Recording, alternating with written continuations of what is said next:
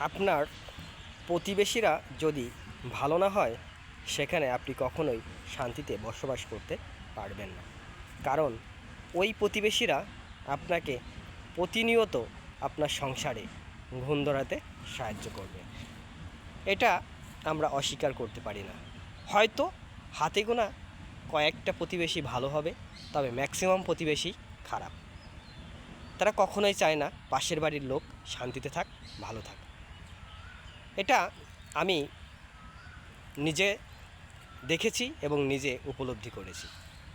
কারণ আমার এমনও দেখা আছে যে একই ব্যক্তি সে একটা পরিবারের শাশুড়িকে এক রকম কথা বলে ইন্ধন দিচ্ছে এবং ওই শাশুড়ির যে বৌমা আছে তাকে আর এক রকম কথা বলে ইন্ধন দিচ্ছে।